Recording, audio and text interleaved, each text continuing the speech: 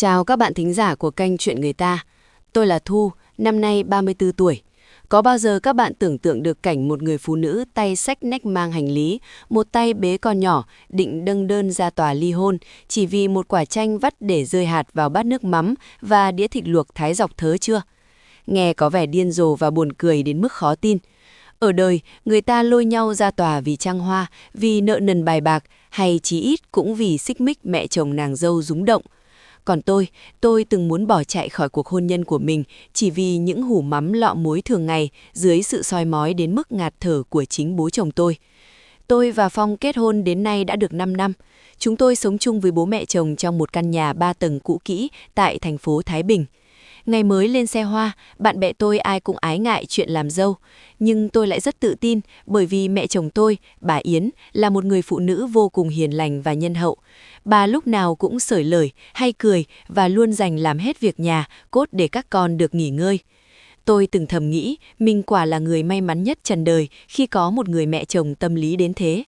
Thế nhưng tôi đâu ngờ rằng người cai quản cái bếp, người định đoạt nếp sống của ngôi nhà này lại không phải là mẹ chồng tôi. Ác mộng đời tôi mang tên ông Đạt, bố chồng tôi. Bố chồng tôi trước đây từng làm thủ kho cho một xí nghiệp nhà nước. Cả một đời ông gắn bó với những con số, những sổ sách chi ly từng dấu chấm phẩy, nên nếp sống của ông cũng rạch ròi, khuôn mẫu y như một tờ bảng biểu. Ông không bao giờ to tiếng chửi bới, không bao giờ đập phá đồ đạc hay ném vỡ mâm cơm như những ông bố chồng gia trưởng trên phim ảnh. Nếu ông làm thế, có lẽ tôi đã dễ dàng phản kháng hoặc ôm quần áo bỏ đi từ lâu. Sự khó tính của ông được bọc trong một lớp vỏ bọc điềm tĩnh, nhẹ nhàng nhưng sắc lẹm, bào mòn tinh thần tôi từng ngày, từng giờ. Bước chân vào căn nhà này, mọi thứ đều phải có quy tắc. Đôi dép đi trong nhà phải xếp mũi hướng ra cửa, cách mép tường đúng một gang tay. Chổi quét nhà xong phải dựng ngược cán lên trên để chổi không bị tòe. Quần áo phơi ngoài xào phải kẹp mắc theo đúng thứ tự từ nhỏ đến lớn, từ nhạt đến đậm màu. Những ngày đầu làm dâu, tôi ngỡ ngàng đến phát khóc khi thấy ông Đạt đứng dưới sân, chỉ tay lên ban công tầng 2, yêu cầu tôi rút toàn bộ quần áo xuống phơi lại, chỉ vì tôi lỡ treo một chiếc áo sơ mi trắng xen giữa hai chiếc áo tối màu. Mẹ chồng tôi sống với ông mấy chục năm, bà đã quen với sự chịu đựng. Rất nhiều lần, bà lén lút dọn dẹp lại những thứ tôi làm sai trước khi bố chồng tôi về nhà để tôi đỡ bị của trách. Bà hay vỗ vai tôi thì thầm an ủi. Thôi con ạ, tính bố thế từ xưa đến nay rồi, bố cầu toàn quá nên sinh ra kỹ tính. Còn chịu khó để ý một chút cho êm cửa êm nhà, chứ ông ấy không có tâm địa ác đâu. Tôi biết ông không ác, nhưng sự mệt mỏi của một người phụ nữ đi làm công sở 8 tiếng một ngày về nhà là quá sức chịu đựng. Tôi làm kế toán trưởng cho một công ty tư nhân, cả ngày xoay vần với áp lực doanh số, thuế má, đầu óc lúc nào cũng căng như dây đàn. Chiều muộn lao ra chợ, mua vội mớ rau, lạng thịt để về lo bữa tối cho gia đình. Vậy mà khi bước chân vào bếp, tôi lại giống như một cô ọc việc bị thầy giáo giám sát từng cử động nhỏ nhất. Chào mừng quý vị và các bạn đến với kênh Chuyện Người Ta.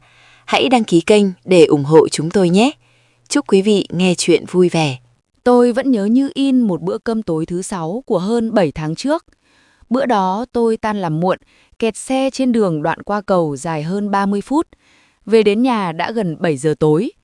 Thấy tôi tất bật, chồng tôi định sắn tay áo vào bếp phụ vợ, thì ông Đạt ho hùng hắng, ngồi ở phòng khách nói vọng vào. Thằng Phong, lên nhà tắm rửa đi.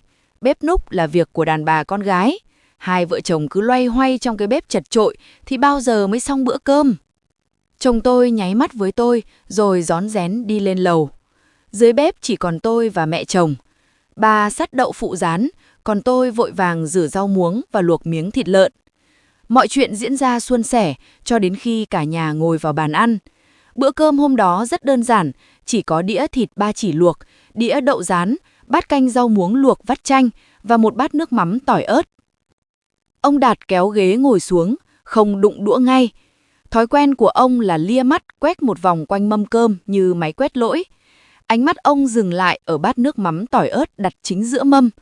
Ông cầm đôi đũa tre, khẽ khuấy vào bát nước chấm một vòng rồi ngẩng lên nhìn tôi. Thu này, con nhìn lại bát nước mắm xem đã được chưa? Giọng ông đều đều, không mảy may tức giận.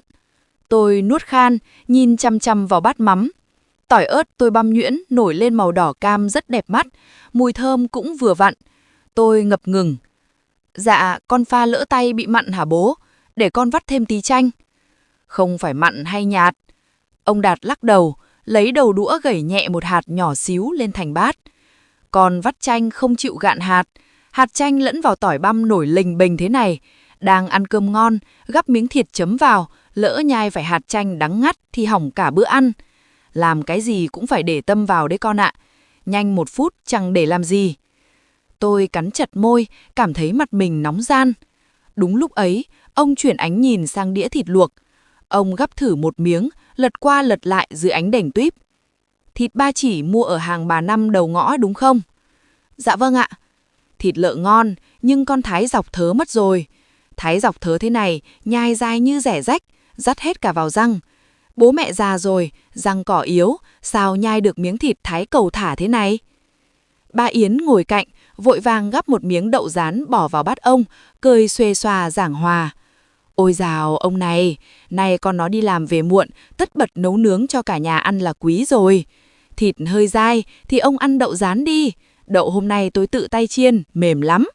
Ông Đạt không gắp miếng đậu, cũng không nổi nóng với vợ. Ông chỉ bình thản đặt đôi đũa xuống mặt bàn kính một cách ngay ngắn, chỉnh lại cho 2 chiếc đũa bằng đúng đầu nhau. Tôi không nói chuyện đi làm mệt hay không mệt, làm ra làm, chơi ra chơi. Lên công ty làm việc xuề xòa, người ta trừ lương đuổi việc. Về nhà làm việc xuề xòa thì hỏng mất nếp nhà. Gia phong bắt nguồn từ cái nếp ăn nếp ở, từ bát nước móng vớt sạch hạt chanh, chứ không phải từ những thứ cao siêu to tát gì. Nói xong, ông kéo ghế đứng dậy, đi thẳng ra phòng khách rót nước chè. Bà Yến buông bát, vội vã lật đật chạy theo dỗ dành ông ăn thêm chút cơm. Trong không gian bếp tĩnh lặng, tôi ngồi hóa đá trên ghế, nước mắt trực trào ra, nhưng tôi cố nuốt ngược vào trong. Chồng tôi nhìn bát cơm tẻ ráo hoảnh, rồi lại nhìn đĩa thịt luộc. Anh vươn đũa gắp miếng thịt thái sai quy cách bỏ vào miệng nhai một cách khó nhọc. Đêm hôm đó, dọn dẹp xong xuôi cái bếp, tôi lê bước lên phòng ngủ mà 2 chân rã rời. Thằng cu Bảo, con trai tôi, lúc ấy mới 15 tháng tuổi, đang ngủ say sưa trên giường. Chồng tôi, anh Phong, đang nằm lướt điện thoại. Thấy tôi bước vào với khuôn mặt rũ rượi, anh vội bỏ máy xuống, vỗ vỗ chỗ trống bên cạnh, anh thủ thỉ. Em đừng để bụng chuyện lúc tối, tính bố lầm cẩm, già rồi sinh tật rườm rà thế thôi. Bố nói thì mình cứ dạ vâng cho qua chuyện, hơi đâu mà rước bực vào người cho mệt thân. Nghe chồng nói thế, tôi chỉ biết chút một tiếng thở dài thườn thượt. Đàn ông các anh suy nghĩ đơn giản lắm. Các anh đi làm từ sáng sớm đến tối mịt mới về. Việc nhà cửa, cơm nước, có mẹ, có vợ lo liệu hết. Các anh đâu phải là người trực tiếp đứng mũi chịu sào, đâu phải chịu trận dưới sự chỉ đạo của một vị tổng tư lệnh mang tên bố chồng. Các bạn thính giả ạ, sống chung trong nhà chồng, đôi khi áp lực nó không đến từ những mâu thuẫn to tát tày trời, mà nó len lỏi vào từng ngóc ngách nhỏ xíu của đời sống sinh hoạt. Các bạn có tủ lạnh ở nhà đúng không? Tủ lạnh nhà các bạn dùng để làm gì? Chắc chắn là để bảo quản thức ăn rồi. Còn cái tủ lạnh nhà bố chồng tôi, nó không khác gì một cái sa bàn chiến thuật. Bố chồng tôi có một bộ nguyên tắc bất di bất dịch cho cái tủ lạnh ấy. Ngăn đông lạnh, thịt lợn bắt buộc xếp ở góc trái, thịt bò ở góc phải, tôm cá bọc 3 lớp túi ni lông để dưới cùng. Ngăn mát, thức ăn đã nấu chín để tầng 1, hoa quả tầng 2, rau củ tầng 3. Tất cả đồ ăn khi cất vào tủ đều phải được đựng trong những chiếc hộp nhựa vuông vức, bên ngoài dán một miếng băng dính giấy, ghi chú rành rọt ngày tháng cất vào. Ông giải thích rằng làm thế để quản lý hạn sử dụng, y hệt như cái nớp ngày xưa ông làm thủ kho kiểm kê vật tư ở xí nghiệp. Vào một buổi sáng chủ nhật rảnh rỗi hiếm hoi, tôi dậy sớm đi chợ mua đồ ăn dự trữ cho cả tuần. Lỉnh kỉnh xách về 3-4 túi to túi nhỏ, tôi hì hục phân loại rồi nhét vào tủ lạnh. Quả thực lúc đó, cu Bảo trên nhà khóc ré lên đòi mẹ, tôi quýnh quáng vơ vội cái túi ni lông đựng cà chua, xách tay nhét luôn vào ngăn tầng 2, ngay cạnh rổ táo, rồi lật đật chạy lên lầu dỗ con. Chỉ đúng 15 phút sau, tôi nghe tiếng bước chân chậm chậm đi lên cầu thang, rồi tiếng gõ cửa phòng vang lên đều đặn 3 tiếng một. Bố chồng tôi đứng ngay ngoài hành lang, giọng ông điềm nhiên vang vào. Thu dỗ cháu xong chưa thì xuống bếp bố bảo một chút. Tôi giật thót mình, linh tính mách bảo có chuyện chẳng lành. Tôi vội vàng giao con cho chồng rồi chạy tuốt xuống nhà. Dưới bếp, cánh cửa tủ lạnh đang mở toang. Bố chồng tôi đứng chắp 2 tay sau lưng, ánh mắt nhìn chằm chằm vào cái túi cà chua tôi vừa để vội ban nãy. Ông hất cằm, giọng đều đều hỏi, con nhìn xem, cái gì kia? Tôi lý nhí đáp, hai tay xoắn chặt vào vạt áo. Dạ, túi cà chua con mới đi chợ về ạ. Bố đã dặn con bao nhiêu lần về cái quy tắc sắp xếp tủ lạnh rồi. Cà chua là loại quả mọng nước, vỏ mỏng dễ dập nát, bắt buộc phải để ở ngăn dưới cùng. Còn để ở ngăn hoa quả, hơi lạnh thổi trực tiếp vào, nó sẽ bị xốp, ăn mất hết chất dinh dưỡng. Hơn nữa, túi ni lông ở ngoài chợ người ta cầm nắm qua bao nhiêu bàn tay dơ bẩn, còn không rửa sạch, không cho vào hộp mà vứt thẳng vào cạnh rổ táo thế kia à? Nhỡ vi khuẩn lây nhiễm chéo, cả nhà ăn vào đau bụng đi viện thì con tính sao? Tôi đứng chôn chân tại chỗ, cổ họng nghẹn đắng. Chỉ là một túi cà chua thôi mà, có cần thiết phải nâng cao quan điểm đến mức an toàn vệ sinh dịch tễ nghiêm trọng như vậy không? Đúng lúc ấy, mẹ chồng tôi đi tập thể dục buổi sáng ngoài công viên về. Thấy không khí trong bếp căng thẳng, bà vội chạy vào, xách túi cà chua ra ngoài bồn rửa. Khổ quá, ông cứ làm quá lên. Con nó đang bận dỗ thằng cu Bảo khóc, nó tiện tay để tạm đấy một lát chứ đã làm sao đâu. Tí nữa tôi rửa sạch rồi xếp vào hộp cho ông là được chứ gì. Bố chồng tôi quay sang nhìn vợ, ánh mắt vẫn không hề dao động, nhưng lời nói thốt ra thì sắc như dao cạo. Bà cứ quen thói bênh vực nó, nhà có nội quy của nhà, tạm bợ một lần thì chắc chắn sẽ có lần thứ hai. Cái nếp sống buông thả, lôi thôi lếch thếch là mầm mống của sự thất bại. Bà chiều con dâu thế này là hại nó, hại cả cái gia đình này. Lời ông nói không có lấy một tiếng chửi thề, không có một từ ngữ thô tục nào, nhưng nó tát thẳng vào lòng tự trọng của tôi. Tôi là một kế toán trưởng, dưới quyền tôi có cả chục nhân viên răm rắp nghe lời. Tôi quản lý dòng tiền hàng tỷ đồng của công ty đâu ra đấy, chưa từng sai lệch một con số dù là nhỏ nhất. Vậy mà về đến nhà, tôi bị phán xét là lôi thôi, buông thả, là mầm mống thất bại, chỉ vì tôi lỡ thay để nhầm một túi cà chua. Nhưng câu chuyện chưa dừng lại ở cái tủ lạnh đâu các bạn ạ. Ám ảnh kinh hoàng nhất của đời làm dâu của tôi chính là việc giặt giũ quần áo cho thằng bé Bảo.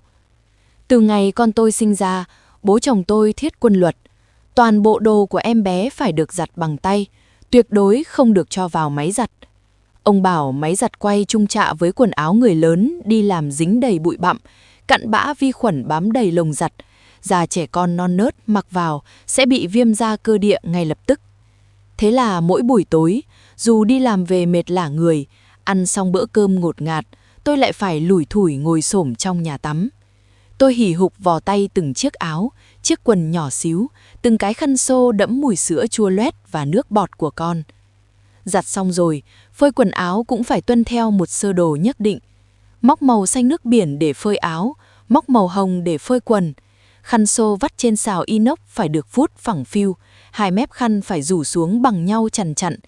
Nếu trưa hôm sau, ông ra sân rút quần áo mà thấy một chiếc khăn xô bị nhăn nheo do gió thổi dồn lại, tối hôm đó, mâm cơm gia đình sẽ lập tức biến thành một buổi hội thảo chuyên đề về tính cẩn thận và trách nhiệm của người làm mẹ.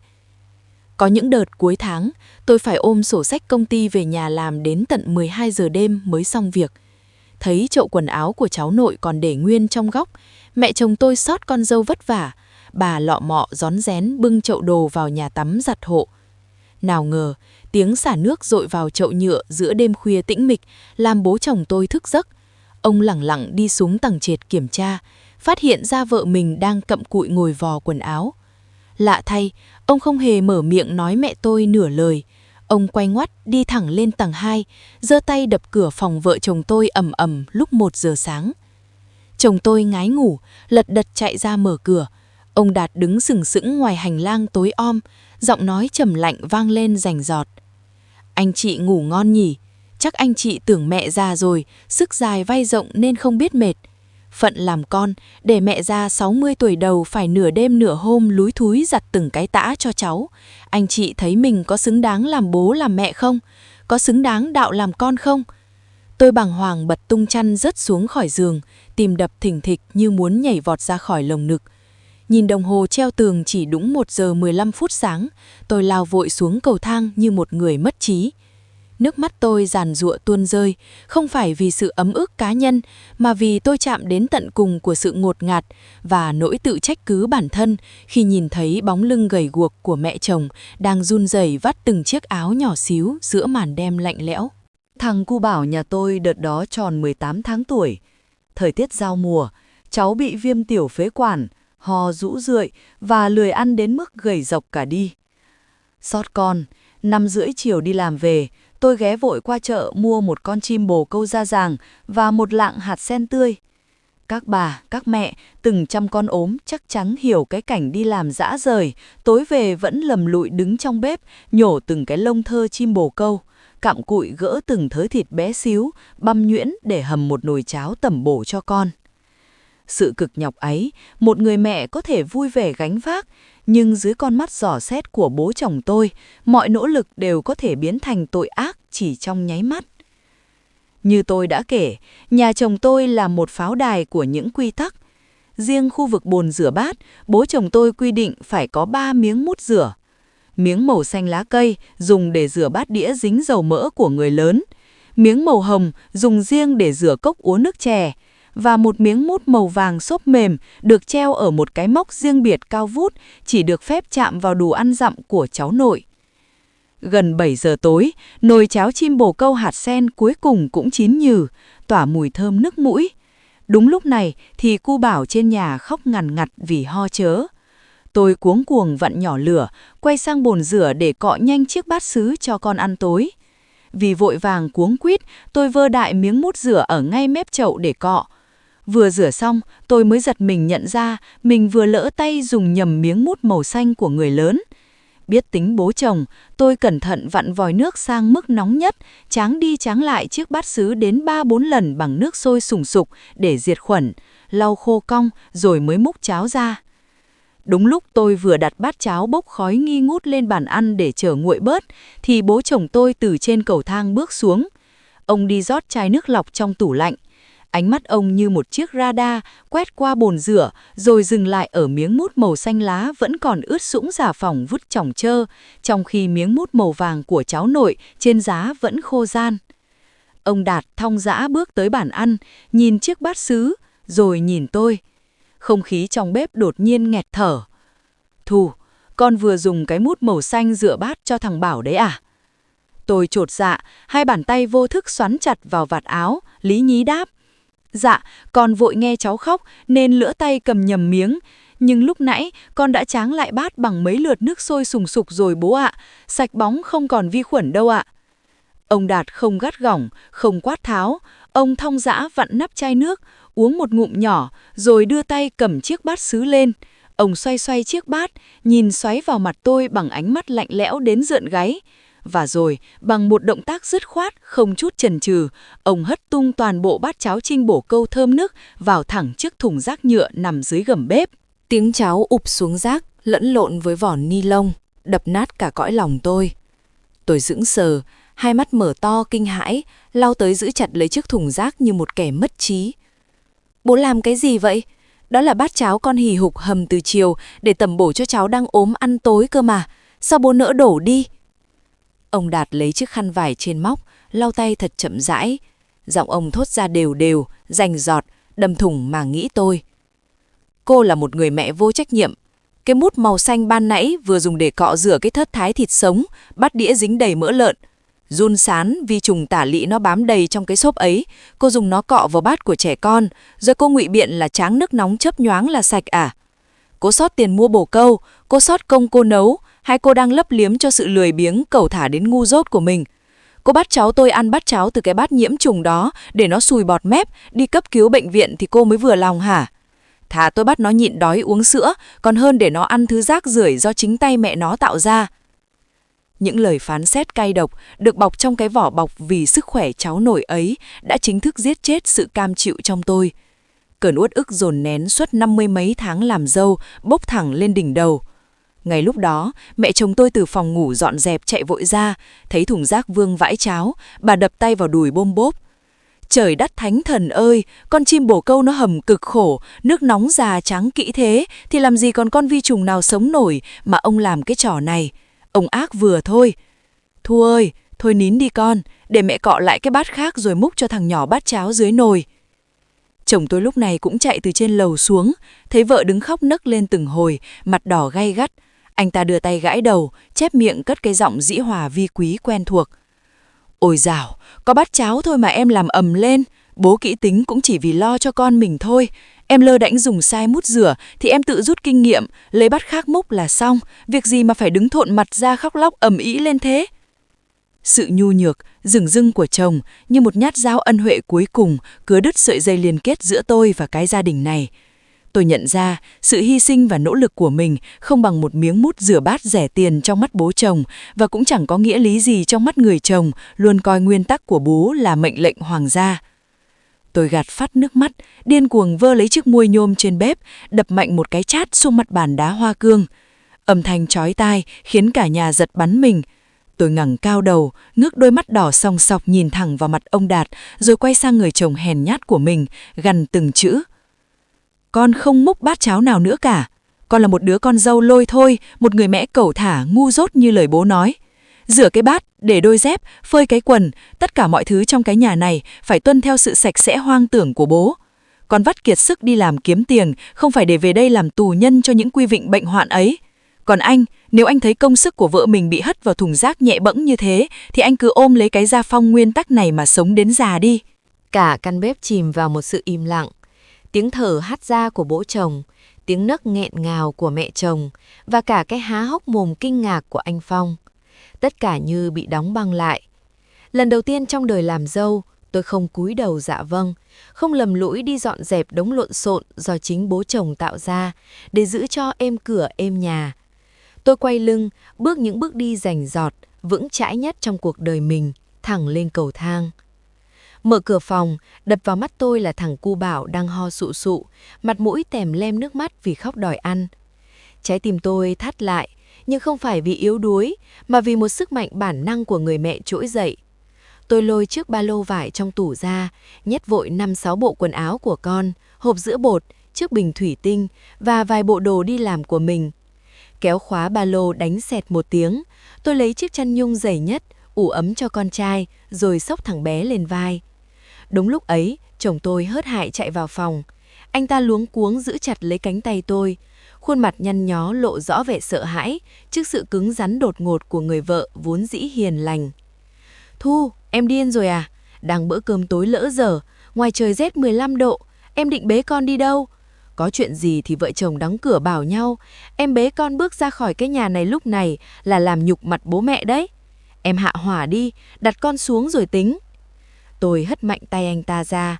Nhìn người đàn ông cao lớn đang đứng rũ rượi trước mặt, tôi bỗng thấy lồng ngực mình nhẹ bỗng. Không còn oán hận, chỉ còn một sự thương hại sâu sắc. Anh để im cho mẹ con em đi. Nhục mặt hay không, em không quan tâm nữa. 5 năm qua, em nhẫn nhịn vì muốn giữ cho con một mái ấm trọn vẹn. Nhưng mái ấm gì mà mẹ nấu cho con một bát cháo tẩm bổ cũng bị hất vào thùng rác chỉ vì sai cái màu mút rửa bát. Mái ấm gì mà anh lúc nào cũng chỉ biết chép miệng, bảo em tự rút kinh nghiệm.